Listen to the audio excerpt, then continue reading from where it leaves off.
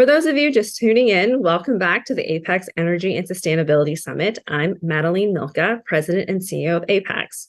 I would like to extend a warm welcome to our next speaker, Senator Alex Padilla of California. Senator Padilla began serving in the United States Senate in January of 2021 after being appointed to fill the vacancy created by the election of Vice President Kamala Harris and was elected to his seat in 2022. He is the first Latino to represent California in the United States Senate. Since being sworn into office, Senator Padilla has established himself as a champion of voting rights, climate action, and ensuring everyone has a fair shot at the American dream. Senator Padilla is the first Latino to serve as chairman of the Senate Judiciary Subcommittee on Immigration, Citizenship, and Border Safety. For 6 years, he served as chair of the State Senate Committee on Energy, Utilities, and Communications, where he was instrumental in developing California's renewable energy and climate policies, among the most ambitious in the world, as well as expanding access to broadband and modernizing California's electrical grid. He is also a member of the Senate Committees on Budget, Environment and Public Works, Homeland Security and Governmental Affairs, Judiciary, and Rules. Please give a warm welcome to Senator Padilla. Hi, I'm Senator Alex Padilla, and it's my pleasure to welcome you all to the APAICS Energy and Sustainability Summit panel on creating equitable and sustainable cities. If there was any doubt left about the urgency and scale of the climate crisis, surely the events of 2023 put those questions to rest. We've seen unprecedented storms in California, wildfire smoke blanketing city skylines across the East Coast, and record heat waves in cities across America. There is no doubt that the climate crisis is here. And while no community is immune to the crisis, we also know that all too often it's communities of color in urban areas who face the disproportionate effects of climate change. Because of historic restrictions and disparities in housing and job opportunities, communities of color are more likely to live in areas with poor air quality or that experience the urban heat island effect, near industry emissions, highways, railroads, and ports, and often lacking access to quality green spaces. Now, I've seen these disparities firsthand. I grew up in the proud working-class community of Pacoima in the San Fernando Valley, and I still remember as a kid marching with my mom to protest for the closure of a landfill in our community that was polluting our air. And I remember playing Little League and high school baseball and traveling for away games, only to find stark difference in the quality of parks and green spaces in other communities compared to mine. So as we work to build a greener future, we can't ignore the reality of those disparities. That's why in Congress, I've been proud to prioritize equity when Democrats passed the largest investment in history to combat the climate crisis and fuel our clean energy transition.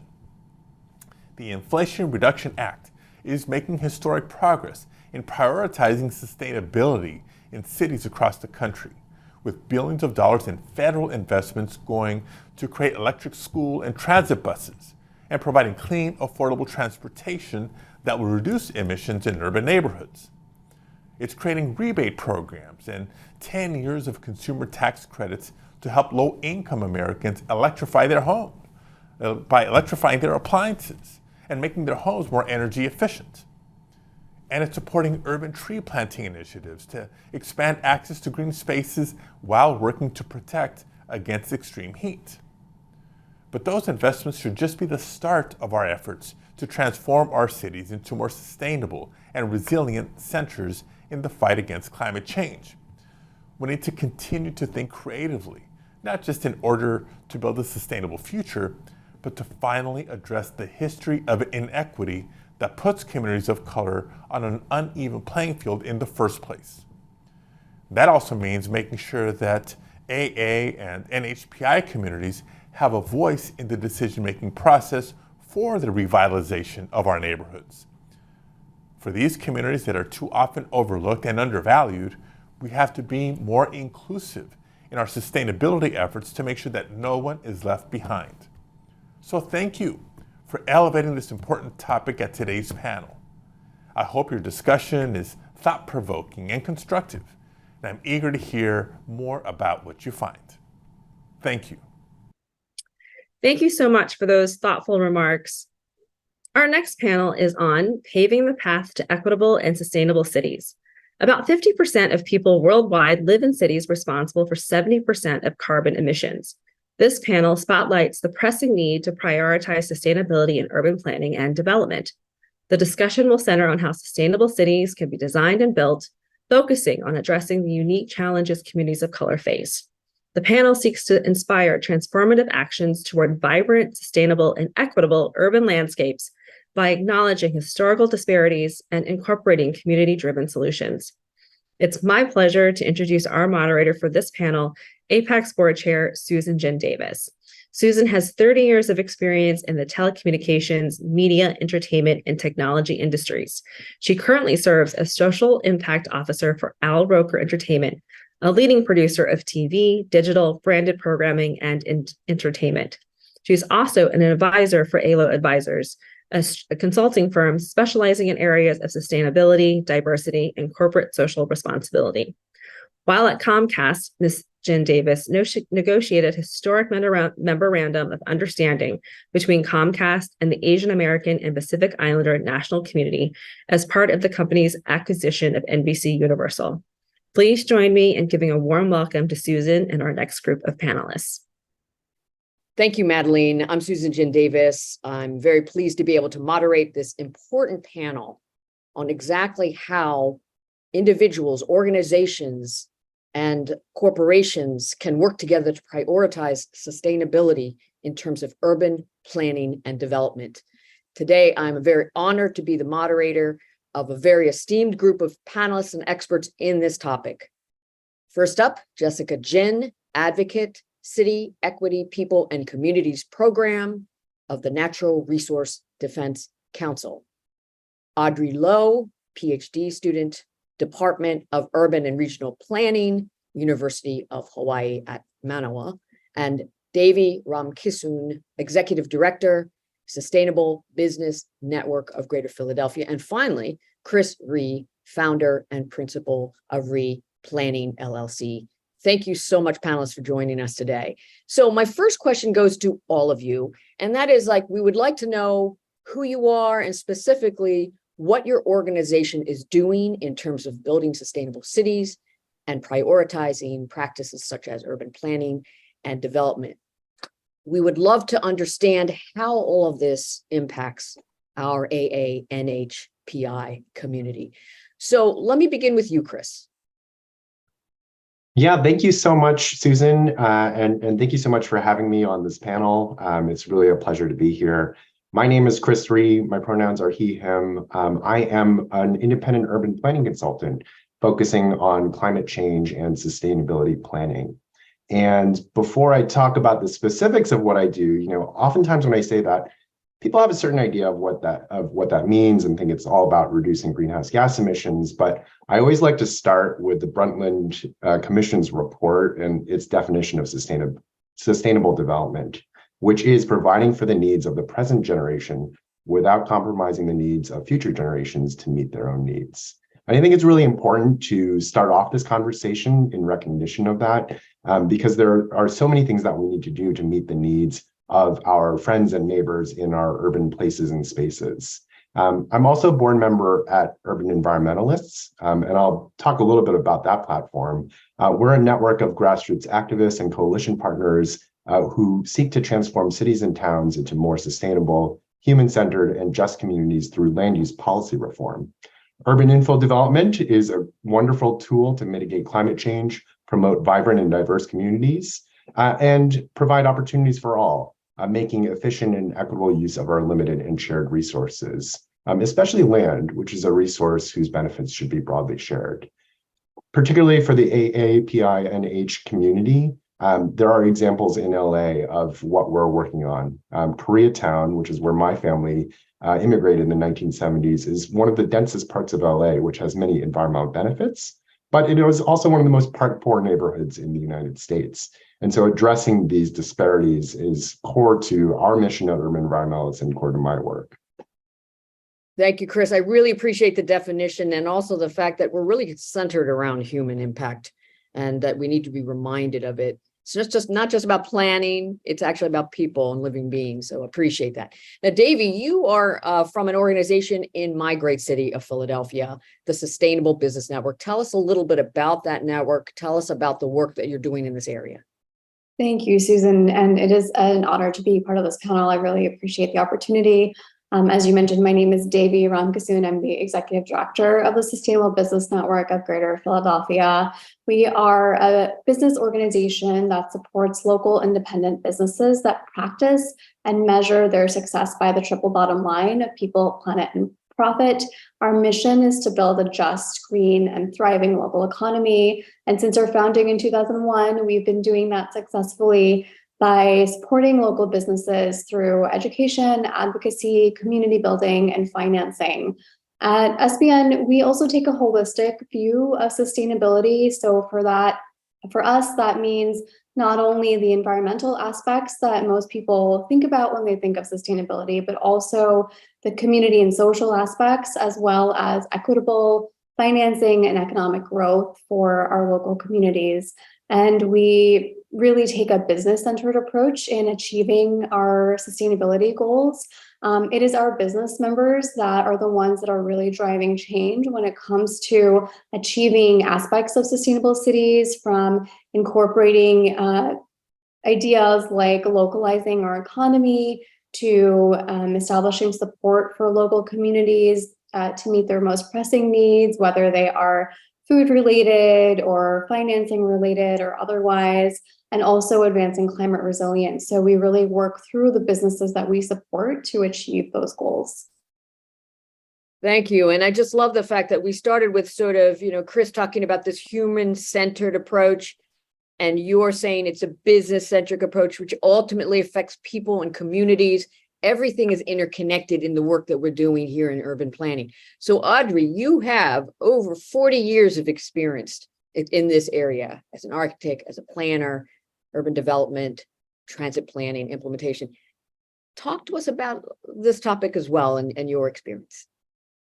Hi, aloha everybody, good morning.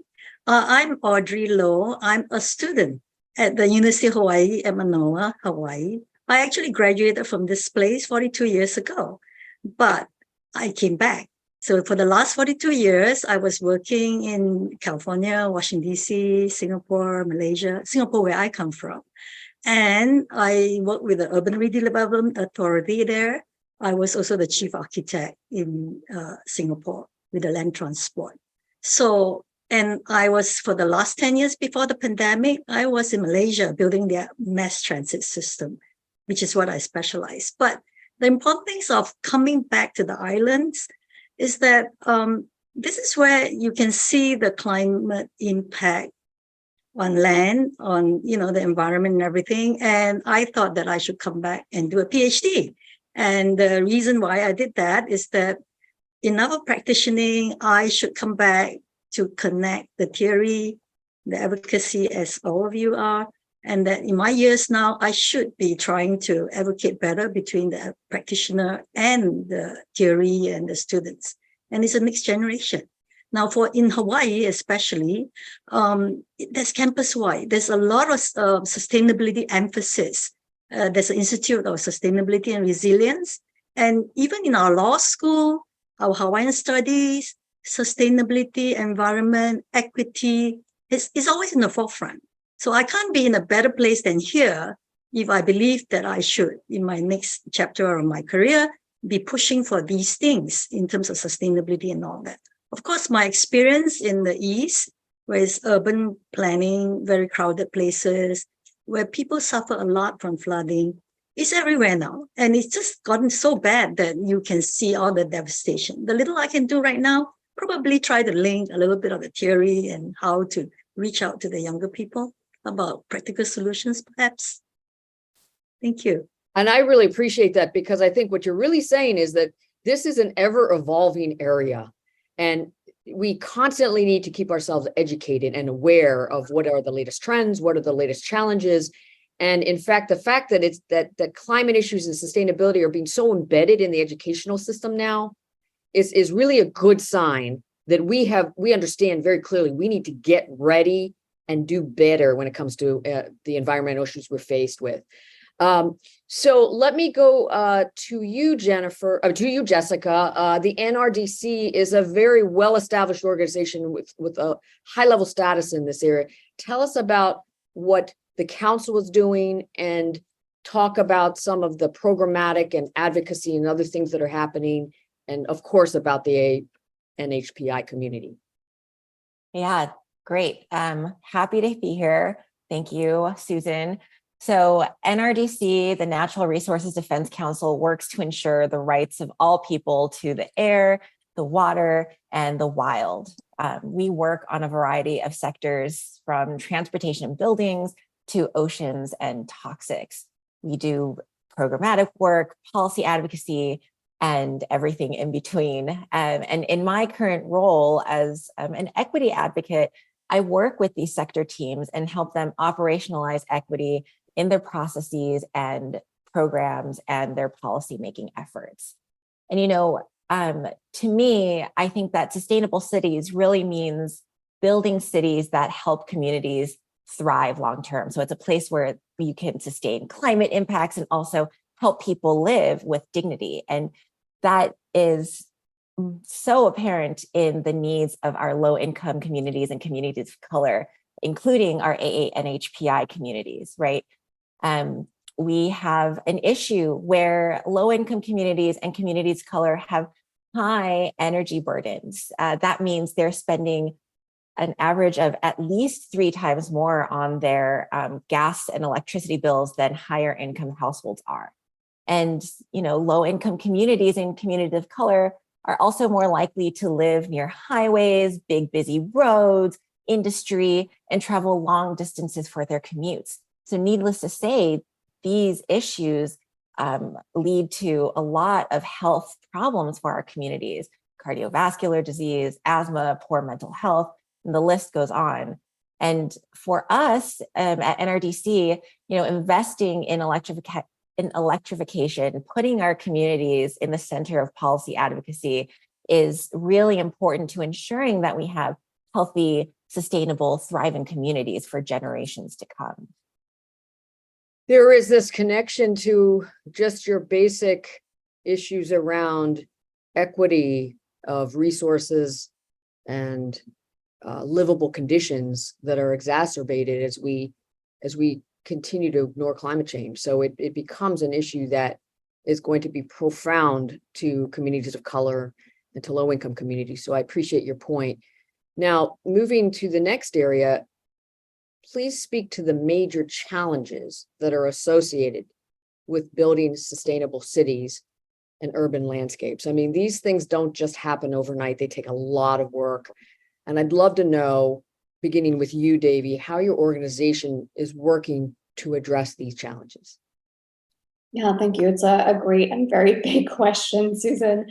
In Philadelphia, as you know, as in many big cities, we see compounding challenges. So we see competing priorities in our city from things such as crime and poverty reduction, which are also really compelling challenges in and of themselves.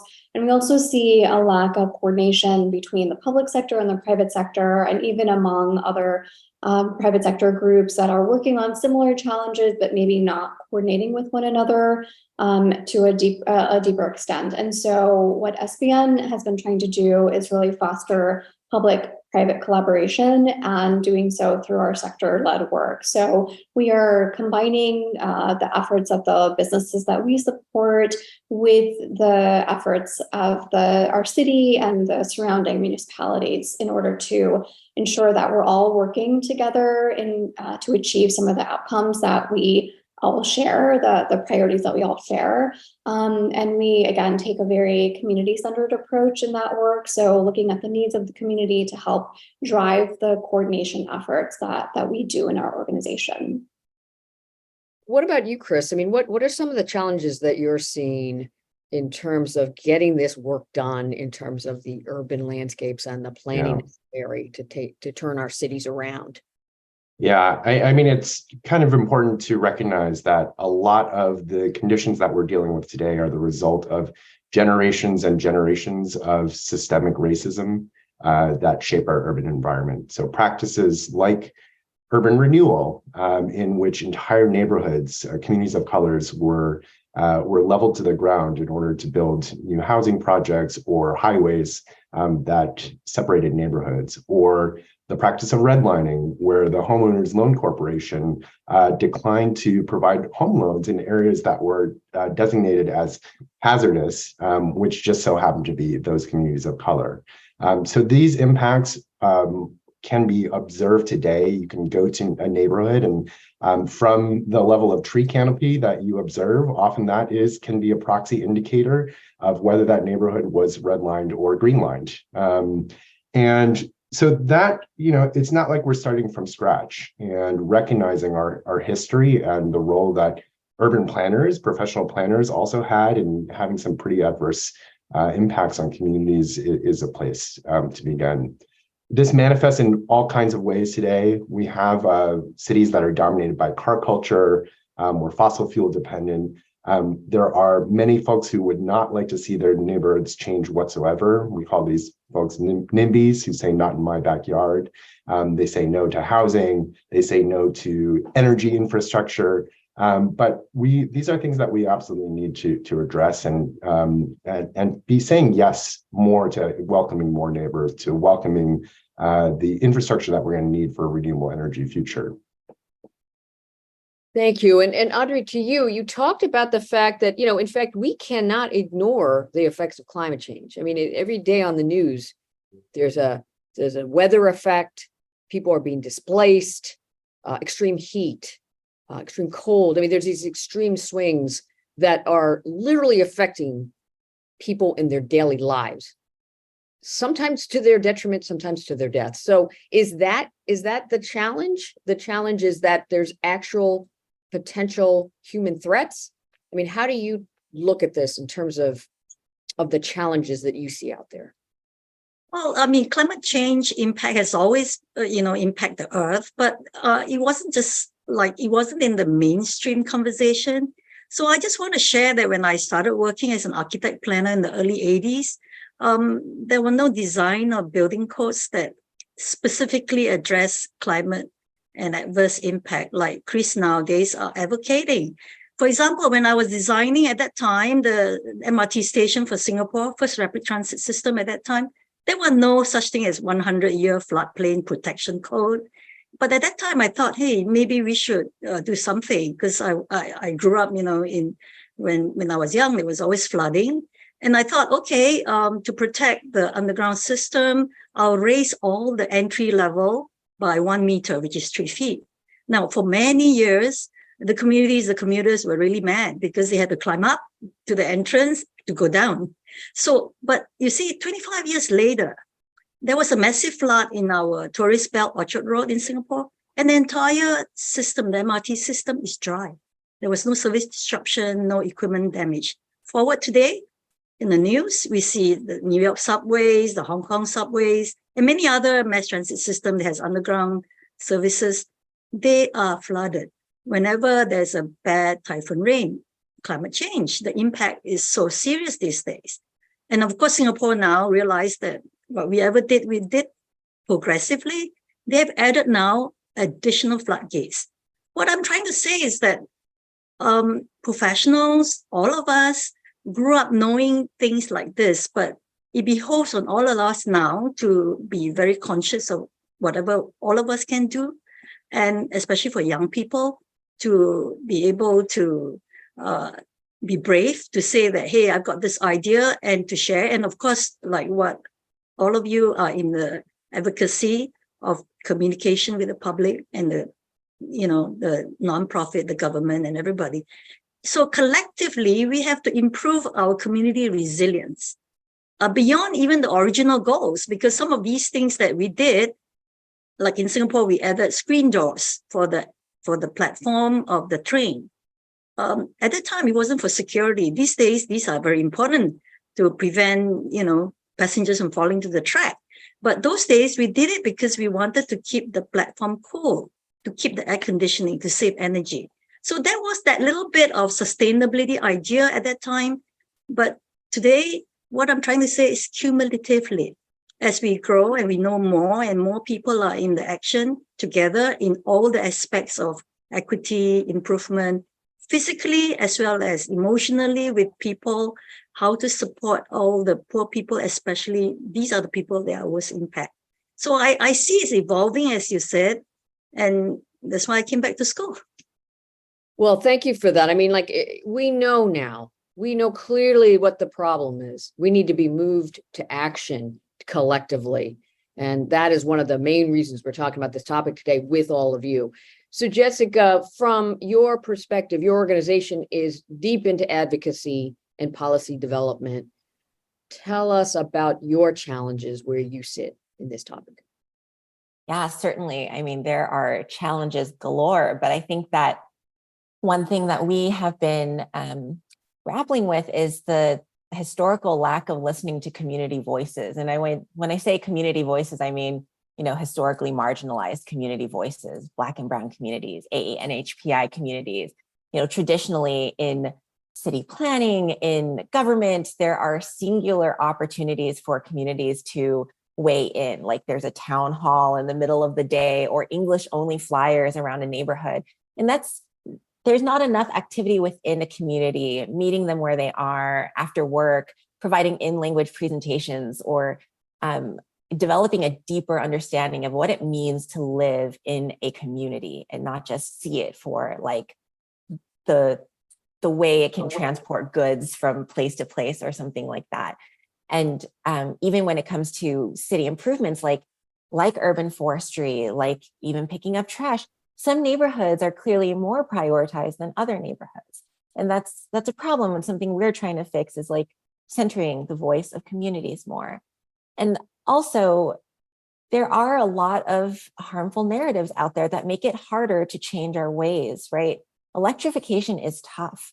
It's hard to switch from a gas stove to induction, and it costs a lot of money to electrify. So that's why it's so important for us to work with government and to figure out policy solutions to get electrification into communities that need it most in an affordable way, and to make sure that the benefits of electrification are felt by the most historically disadvantaged communities. And also to ensure that our policies are not just, one tracked, right? That we're putting in safeguards to prevent things like displacement and increased costs for individuals and families. I really appreciate that, because we're actually going to talk about sort of how can the public and private sectors work together. And I do appreciate the narrative changing work that also needs to happen in this topic. We know that these climate effects are happening now. We don't know enough about the real human effects, particularly on vulnerable communities that are already impacted greatly by the conditions of the environment today. So why don't I move to the other panelists to talk about like how can the government and the private sector come together to better support these opportunities? And Davy, why don't I start with you?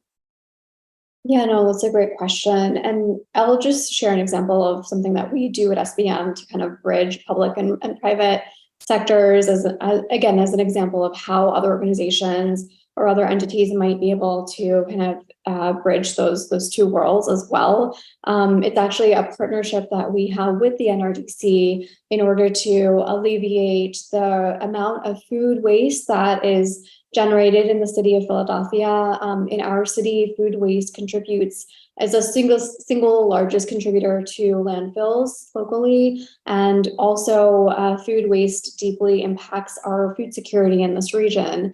And so knowing that those are priorities of the city, we were able to partner with the NRDC and with local food businesses to develop a challenge to ask food businesses in this area, how can you do better when it comes to reducing your food waste? We developed it as a prize competition, so the businesses are in a friendly competition with one another. And at the end of the challenge period, we will be able to kind of measure and articulate not only amounts of food displaced, but also behavior changes that we're looking to see that are really essential in order for us to really address issues like food waste and food security in our region. And again, this sort of brings together a public issue and one that our local government cares deeply about, but also uses the private sector as a vehicle for enacting a lot of those changes. And I think that mechanisms like that or programs like that can help to kind of bridge those two worlds and help to address challenges that they both share. And kind of, we also do similar partnerships around the clean energy space and around water. And again, I don't think what we do is unique. I think that this is replicable by other organizations and entities around the country and around the world as well. Thank you, Davey. And Davey did this. So Jessica, I'm going to go back to you because she actually pointed out a partnership that Philadelphia has with your organization. You've had experience in the mayor's office. You have a lot of other examples, I imagine, but tell us your best examples of that kind of partnership that we should be seeing. Yeah, I think there are a lot of interesting things that can be achieved in a public-private partnership, right? The private sector brings so many cool technologies and nice, like, innovative ideas. And I really enjoy that the public sector has come to embrace a lot of those ideas and are sure to put in place, the safeguards and the boundaries to ensure that, we use these new technologies responsibly, right? You're right. Like, I was in the mayor's office working in transportation in Los Angeles. And one thing we were thinking about was zero emission delivery, right? And sure, we can have a policy of zero emission delivery, but what's the use if no company wants to, try it out? So we really worked hard with a lot of delivery companies like FedEx and Amazon and UPS to get their taste for zero emission delivery and deploying like zero emission trucks into disadvantaged communities. And I think we're seeing them more and more coming up across the city. And what's nice is that private sector is great at demonstrating the cool, awesome opportunities for our future. And it's really important for our communities to see all the possibilities that there are for the future and how they too can take a part in that future as well. And we really need that public sector to help make that dream a reality for disadvantaged communities.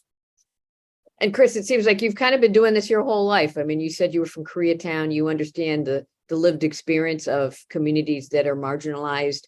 But you also have had so much experience working with cities and regions and NGOs. So give us your best examples of that private-public partnership that's a really great working model. Yeah. First, I think earlier Jessica was talking about how do you center the voices of historically marginalized communities, and a lot of the practices that she was discussing are things that I've embraced in my own work as a planner. And so when partnering with the city of Tucson or the county of Los Angeles, developing a stakeholder engagement strategy whereby we partnered with and compensated community-based organizations for our outreach activities. And then I would also say that in addition to the sort of process approach in terms of policy, nowadays I'm with urban environmentalists, largely focused on land use policy reform and specifically the way that we use our land and create the rules and regulations around how it can be developed. So some of the examples of the advocacy that we're doing are removing barriers to development through removing parking minimums. So in many cities, there is a necessary minimum number of parking requirements you need to provide, whether or not the future tenants or occupants of the building are going to use them or not. Also, making it more possible to build additional housing by upzoning. So reducing the restrictions on height or bulk or other restrictions on development in order to unlock this potential. So much of Los Angeles, where I live, is locked in single-family housing zones, about 80% of the city, where you are not allowed to add anything else in these neighborhoods, except by recent state law, where you can add an accessory dwelling unit or split the lot.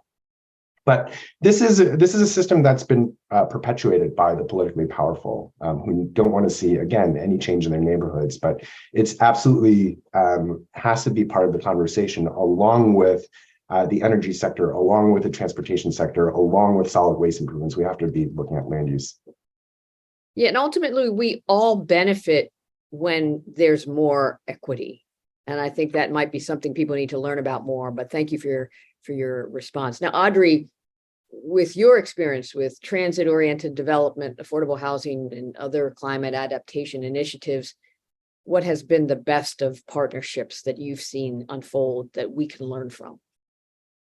Community interests always gain whenever people cooperate, from funding to expertise.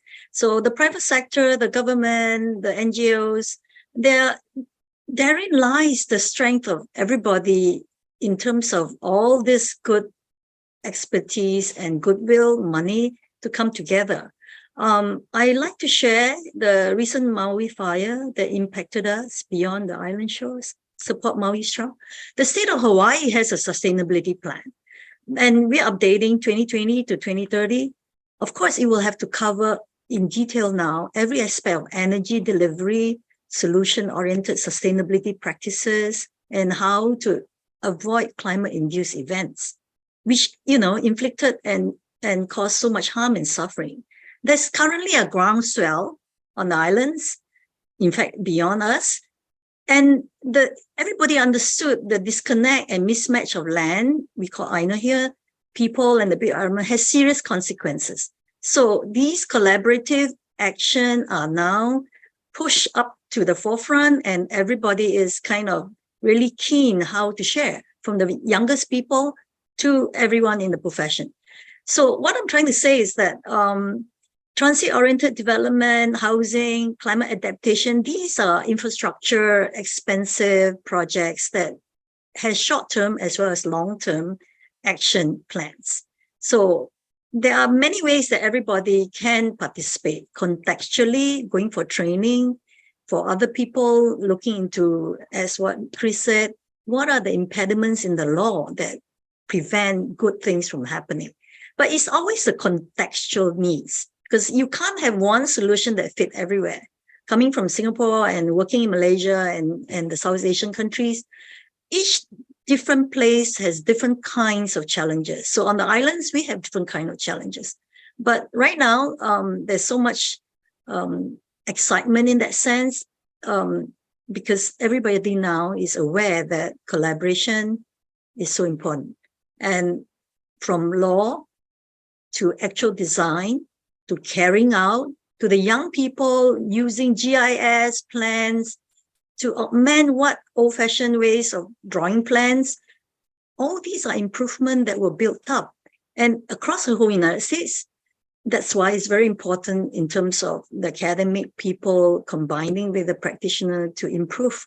And we have to do it earnestly and quickly, because things are so, horrible these days.